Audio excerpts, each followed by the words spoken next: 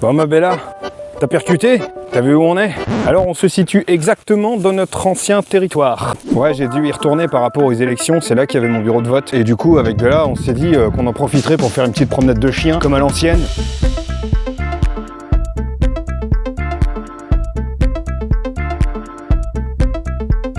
Alors c'est une vidéo qui va être un petit peu brouillonne parce que je l'aborde plutôt en mode condition du live et je vais laisser aller ma pensée en fonction de ce qui me vient. Alors déjà j'ai envie de vous remercier pour tous les commentaires et les réactions suite à ma dernière vidéo au sujet du validisme. Alors je précise deux petites choses à ce sujet. Déjà je voulais apporter un ton assez tranquille à cette vidéo, sans gravité, sans colère, parce que quand il s'agit de validisme, parfois il y a des gens qui sont un petit peu extrêmes, radicaux. Alors je porte pas du tout de jugement là-dessus, c'est aussi mine de rien une réelle porte d'entrée, parce que c'est tellement insidieux et subtil que finalement on peut passer complètement à côté. Il y a une forme de validisme assumé et revendiqué, mais là tu te dis que les mecs ils sont complètement tordus, mais ce type de comportement est permis aussi parce qu'il y a un terrain qui autorise cela. Et ce terrain, c'est celui dans lequel on est. Ce terrain qui fait qu'on est tellement formaté qu'on verra pas le mal et qu'on aura l'impression de faire le bien. Et que, de facto, si tu donnes la définition du validisme, eh ben la personne, elle peut absolument pas se reconnaître dedans. Et donc, pour ma part, même si j'ai l'impression d'être quelqu'un de plutôt nuancé de manière générale, c'est aussi parce qu'il y a des discours que j'estime d'ordinaire un petit peu extrêmes,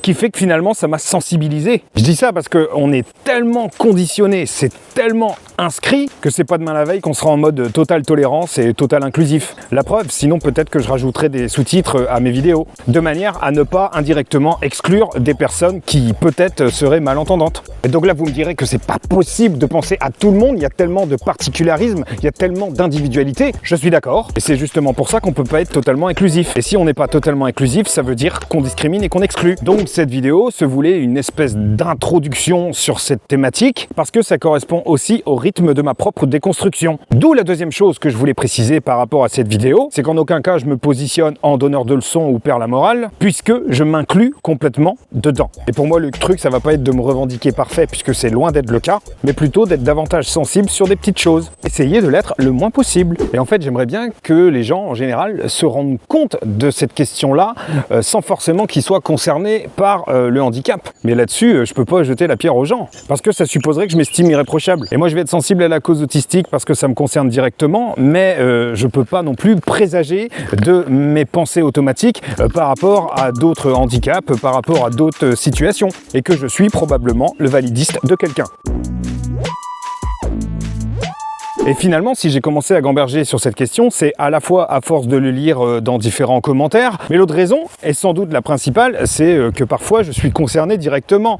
Parfois je me retrouve face à des gens qui tiennent à mon endroit des propos purement validistes. Mais évidemment que ça a un écho différent maintenant, puisque les gens en face ont connaissance de ma condition autistique. Parce qu'avant que je sorte de mon placard, je pouvais pas forcément m'en rendre compte. Sincèrement, parfois je me dis que c'est une connerie d'avoir partagé aux gens mon diagnostic. Parce que je trouve que c'est à double tranchant. D'un côté, les gens ils te comprennent mieux, mais de l'autre, ils te résument qu'à ça, et finalement ils se remettent même plus en question. Mais de mon côté c'est pareil, je suis assez contradictoire dans l'idée. Parce que j'aurais des attentes vis-à-vis des gens, puisqu'ils ont connaissance de mes particularités et de certains de mes besoins. Du coup je serais contrarié si j'ai le sentiment qu'ils ont complètement oublié, mais de l'autre côté, parfois j'aimerais bien qu'ils oublient, pour finalement aborder la relation et l'interaction d'égal à égal. Parce que des fois, quand il y a des problèmes de communication, quand il y a des gros couacs, j'ai l'impression qu'on m'attribue d'office une certaine partie, un certain pourcentage de la responsabilité dans le couac.